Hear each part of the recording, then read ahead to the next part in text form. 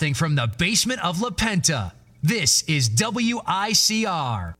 Hello everyone, welcome back to the Sports Hall. I'm your host with the most, Jersey Joe, and I don't think there are words that can describe the pure insanity yesterday when the start of NFL free agency happened. I mean, it was just pure, it was awesome. I mean, if you were a football fan, if you're just a fan in general, just when the news started hitting the fan and Adam Schefter and Twitter was blowing up, it was just incredible. And I mean, we had right off the bat the Jimmy Graham trade to Seattle. And I mean, it just kind of blew your mind that was the first thing that just kind of set the tone for what was going to be an incredible day. But I mean, starting off with the Jimmy Graham trade, there's a lot of people who are bashing the Saints for thinking that it's just what are they doing? And while I agree, it is a slam dunk for the Seattle Seahawks getting a player of his caliber. I mean, I saw a tweet this morning from Adam Schefter that just kind of showed you how important he's going to be for that team. I mean, it's right here. Over the past 4 seasons, Jimmy Graham has 50 red zone receptions, same as all Seahawks tight ends have had over the past 8 years combined. Right now, he's already the best playmaker they have on offense. Now, don't put Marshawn Lynch in there. I'm talking about wideouts, tight ends. They haven't had a guy as dominant as Jimmy Graham.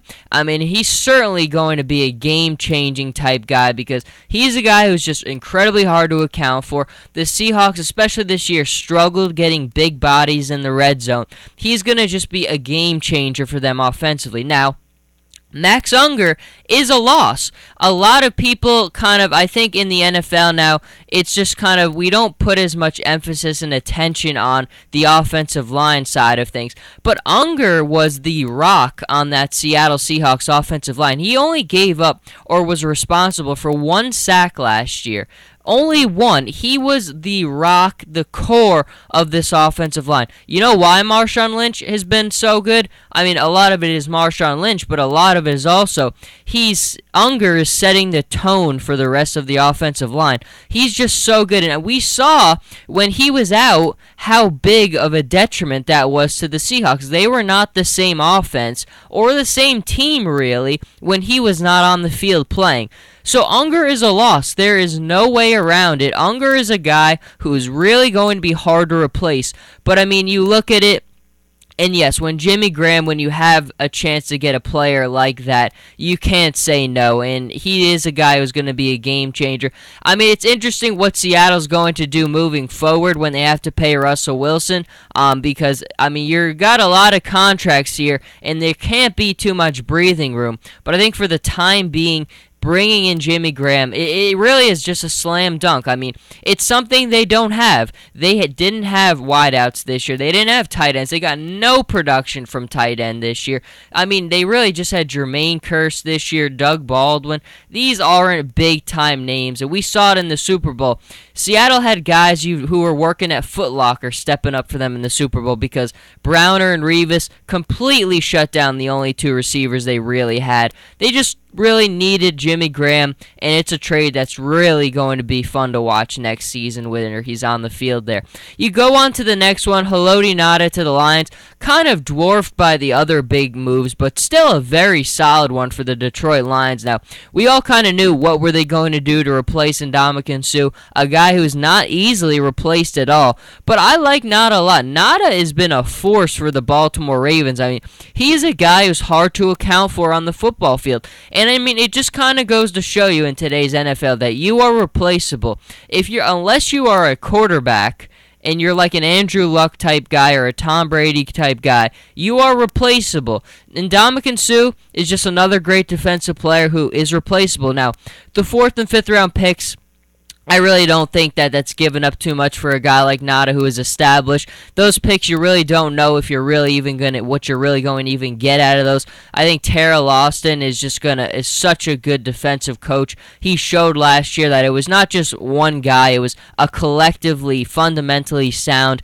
technique-based oriented defense, and they were just terrific. So I think you bring in Ngata. He's a guy who's really going to be another force and kind of pick up right where they left off on defense. I mean, I think maybe he's not going to get the same type of level you got from Sue, but you're still getting a heck of a football player and a guy who's really going to help out the Detroit Lions. I thought it was a smart move with the 4th and 5th round picks, and they did a good job filling that hole that was definitely left by Ndamukong Suh. And now it's time to get to the one that has everyone scratching their heads. Even for me, I never really did, only because I've kind of been so convinced all along. There really hasn't been a question in my mind that there's somehow, some way, Chip Kelly's going to get up there to get Marcus Mariota. So as soon as I saw the Sam Bradford trade to the Eagles for Nick Foles, my initial reaction right away was that this is just another trade chip for Chip Kelly to try to trade up and get Marcus Mariota. Now, a lot of Philly fans are just up in arms. They think, what in the world is Chip Kelly doing? He has no clue what he's doing right now.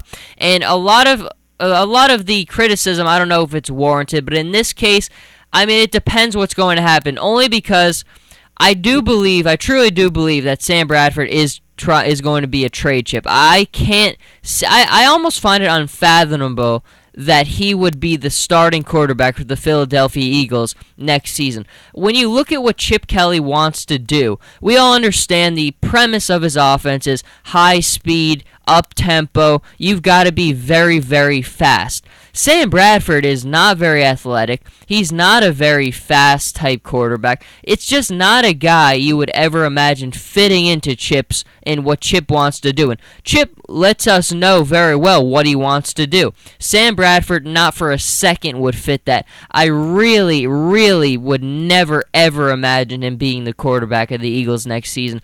But it brings that question is, what is Chip going to trade for him? Now, there are picks involved in this. I believe it's conditional, so if the Eagles will had to give up their 2nd round pick, and if Bradford isn't the starter next season, they will get back their 2nd round pick. And again, I don't think that's going to happen. I think Chip is trying to make this trade chip, but I don't know who is going to trade for him.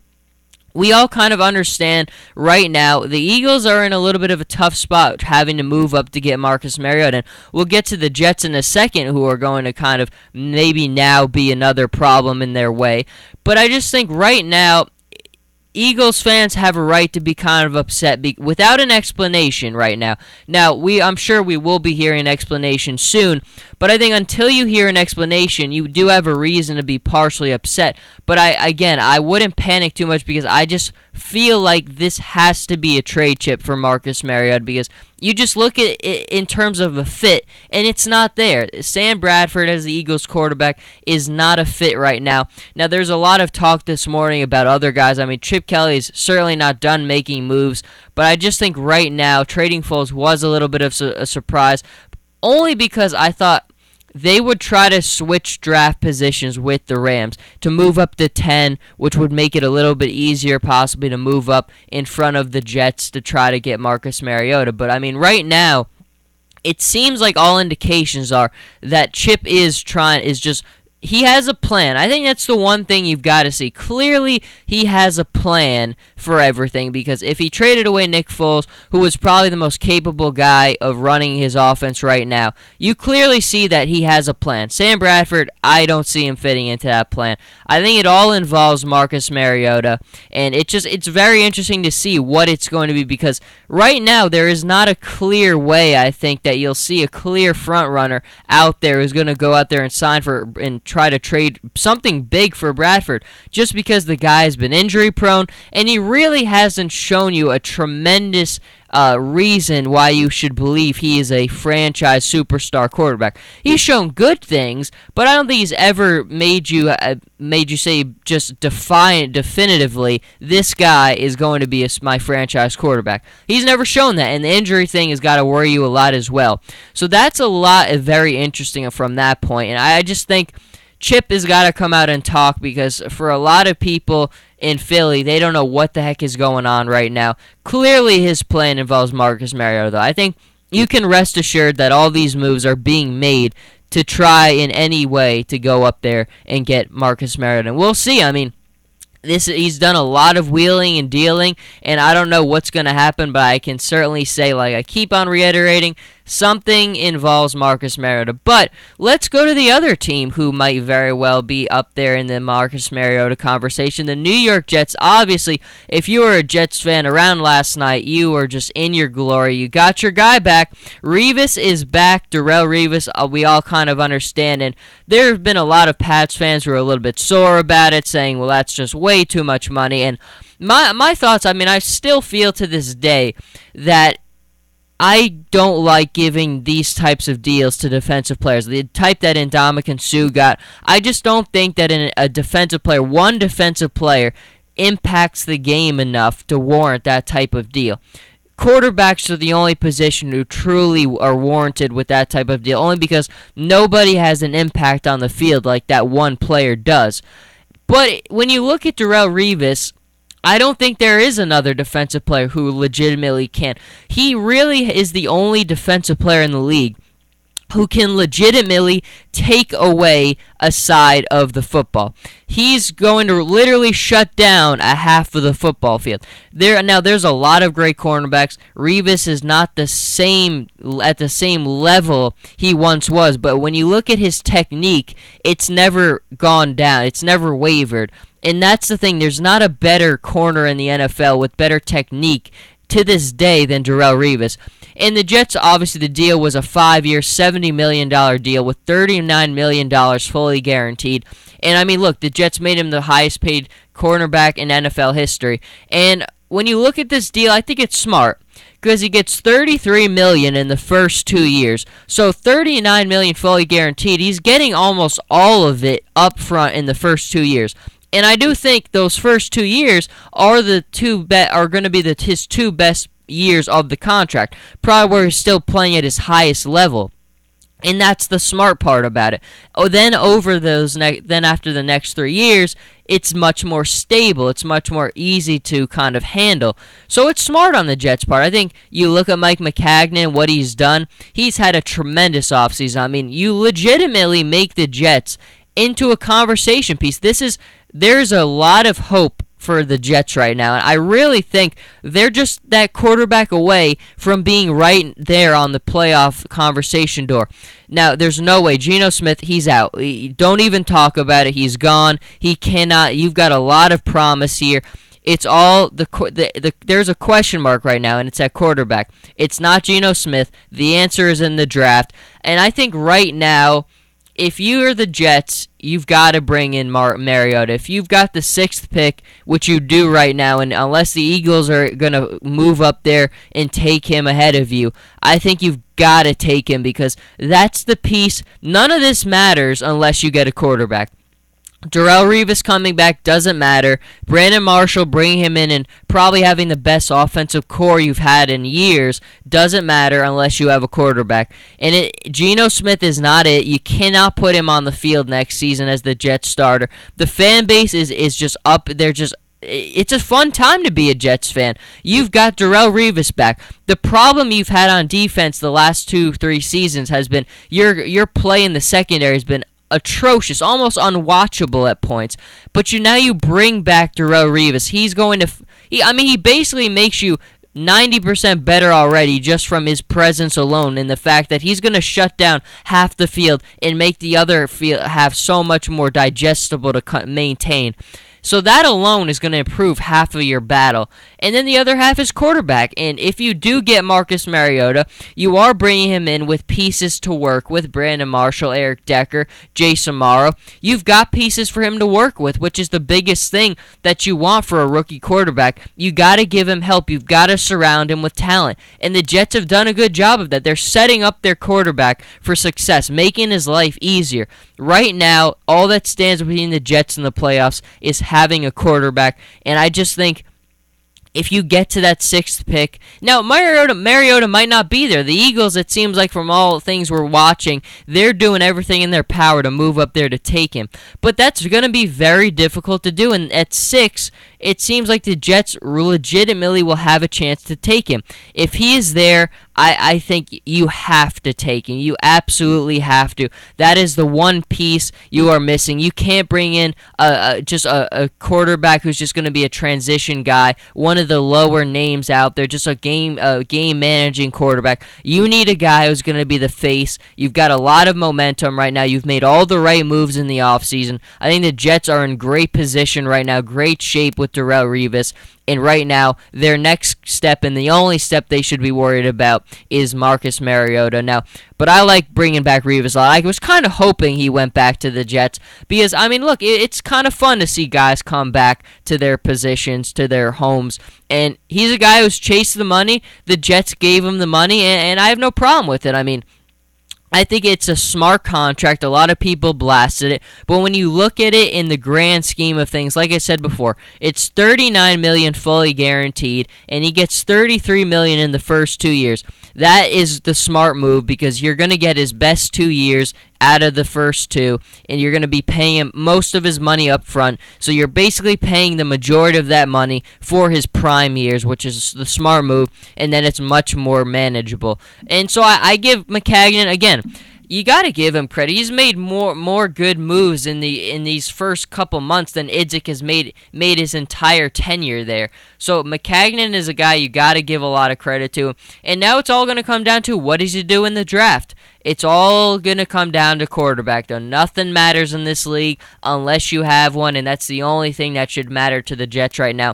But if you're a Jets fan, it is going to be a lot of fun today talking about Revis being back because legitimately, we had two identifiable weaknesses for the Jets, quarterback and secondary. They've improved that tremendously. They brought in another receiver. It's going to be a lot of fun talking about the Jets, and I'm sure I'm going to be on today during the day periodically talking with Jets fans, finding out their thoughts on it. But, I mean, I don't know how you could be happier right now. Your organization has done a lot, made all the right moves, and it's just tremendous, and I think right now it is a good time to be a New York Jets fan. But again, today, there's going to be a lot more news, I'm sure. I was just reading that apparently Ryan Matthews is in Philadelphia, and he does plan maybe to be signing with them, which would be very interesting. DeMarco Murray is still out there watching his camp, what's going to happen. It's, again, very interesting. His name, again, linked to the Eagles. There's a lot of moves and a lot of big names still out there. CJ Spiller, and it's still, I mean, the NFL talk is not going away. Right now, the NFL, I mean, there's so much good stuff going on. You had the Rangers playing the Islanders last night. The NCAA tournament brackets will be out this Sunday. There's a lot of good stuff happening in sports right now, but the NFL is still king. It's the talk dominating the airwaves, and it will continue to do so because it's a fun time. There's too much going on right now not to talk about. And one of the other ones that I was kind of looking at is the Colts. Now, obviously, it seemed like Frank Gore was basically, the deal was done. He was going to Philly, and now he has switched, jumped gears, and he's going to the Colts. Andre Johnson's name also linked to the Colts, and I do like both these moves. If there's one thing that the Colts need, it's they could really get better at every position except quarterback. Andre Johnson, I mean, with Reggie Wayne gone, Hakeem Nicks was on a one-year deal. Basically, after Reggie Wayne, the news came out, you effectively had one playmaker on offense in T.Y. Hilton. Now you've got Andre Johnson probably coming over. He is 33 years old, but I still do think he's got 2-3 good years, really good years left in him. He's going to be a big impact guy. And I like Frank Gore a lot. Now, I really don't expect a ton out of Frank Gore, but I still think he's got a little bit left in him. But I really don't expect too much, and I hope the Colts aren't expecting him to do that a lot either, because clearly he's still good, but he's got a lot of wear and tear on his tires. He's had a lot of miles on those legs. I don't think you can expect a ton from him, but I do like the moves from the Colts. They have to make moves. They have to improve this offense, because right now there was nothing. You had T.Y. Hilton, Dantes Moncrief, not enough weapons and playmakers for Andrew Luck. You bring in Andre Johnson probably, and Frank Gore is definitely on board. So very good moves there as well. And then Torrey Smith, we kind of all knew he would not be back with the Ravens. And he signed a nice deal with the 49ers. 5 years, $40 million with $22 million guaranteed. Now, it is a big pickup, but I just think you look at the way things have gone for the 49ers, they're just going to fall apart. They really are. I mean, you lose Frank Gore. The running game has got a major question mark. Colin Kaepernick's production comes from the running game. When the running game struggles, he struggles mightily. He's not a great passer. You look at Patrick Willis leaving. I think Patrick Willis retiring is a reflection of where the 49ers are going right now. Now, he didn't leave because of the 49ers. He left because there was a lot of things he wanted to do, and he's leaving in, I guess, still okay physical condition, which is very smart for him. He was effective. He never had a bad season, and he's leaving on top, really, with his health, and that's all you can really ask for.